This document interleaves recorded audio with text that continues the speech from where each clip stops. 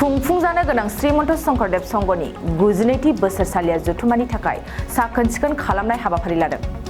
धेमाजि जिल्लानि सिमेन्ट सापरि सानजारि नोगोरनि सेरेन आरो हसंनि फोथारा श्रीमन्त शंकरदेव संघनि 92थि बोसोरसालिया जथुमा खुंफुंगोन। बोहैथि दाननि 10, 11 आरो 12 खालार सानथामनि हाबाफारिजों बे जथुमाया खुंफुंजागोन। बेखौनो धेमाजि जिल्ला खौसेथि बर' सुबुं आफाद बोखावै लखिमपुर जिल्ला बारग' बिएलटि अनसाय आफाद धेमाजि जिल्ला दुलाराय बर' आइजो अनसाय आफाद जथायै खुंफुंगोन। जायगाखौ साखोन-सिखोन खालामनाय हाबाफारि लादों। मख'नो गोनांदि बे मोनथाम आफादजों गासै 100निबो बारा सोद्रोमा बाहागो लादों। जोंनि सिमेन्ट दख'रा आइजो अनसाय आफादनिफ्राय जों दिनै नैबे श्रीमन्त शंकरदेव संघआव जों दिनै साफाई अभियान खालामनो बाहागो लानो फैदों। जोंनि आइजो अनसायनिफ्राय 50 जनसो जोङो दिनै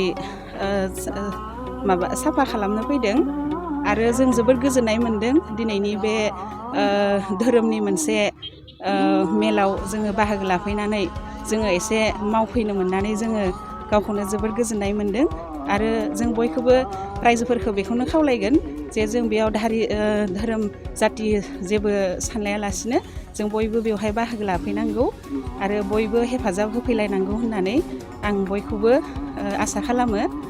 आरो जों आइजोफोरजों लोगोसे जों गुबुन आफादफोराबो बेवहाय बाहागो लाफैदों, जेरै UBPO एबसुफोरबो फैदों बेवहाय एक्स बिएलटि बिसोरबो बिथांमोनाबो दा साफाई अभियान खालामगासिनो दङ।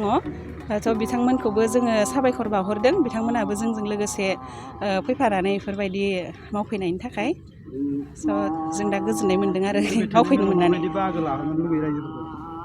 बेखौनो खावलायगोन जे फैबाय थानाय मेलाव बयबो जोङो जाति धर्म जेबो साननायालासिनो बयबो बाहागो लाफैनांगौ, लैहोर लैहोर फैनानै बयबो हेफाजाब होफैनांगौ होननानै आं सानो आरोखि। श्रीमन्त शंकरदेव अधिवेशन जानो थांनायाव जोंहा धेमाजि जिल्लानि सिङावनो जागोन।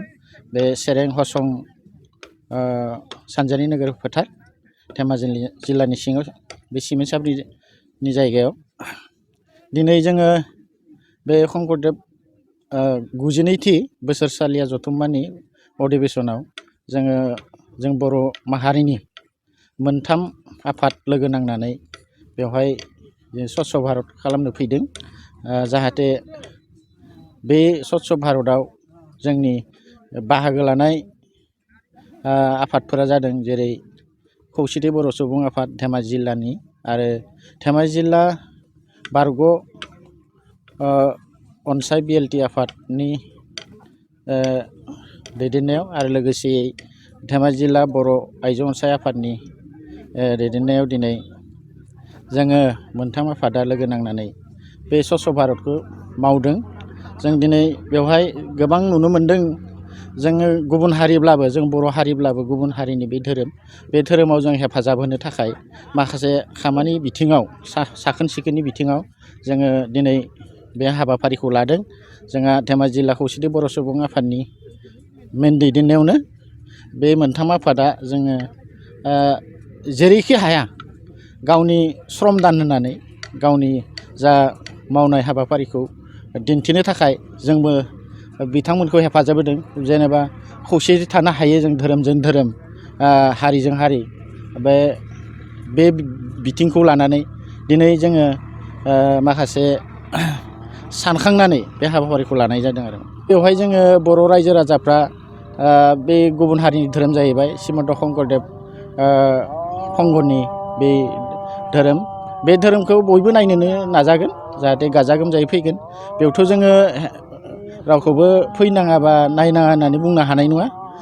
जेरै बेवहाय माखासे रुल एन्ड रेगुलेसन थागोन, बे रुलनि गेजेरजों जोङो नायनो फैयोबा मोजां जागोन। जेनेबा आं बेखौनो खावलायो जोंनि लाइमोन सेंग्रा सिख्लाफोरखौ, जाहाथे बेवहाय जेनिबो माने बिथिंफोरखौ गाज्रि खालामा, गुबुंले खालामा, बेखौ आं हास्थायो। आरो बोराय बुरै फैगोन, गथ' गथाय फैगोन नायनो।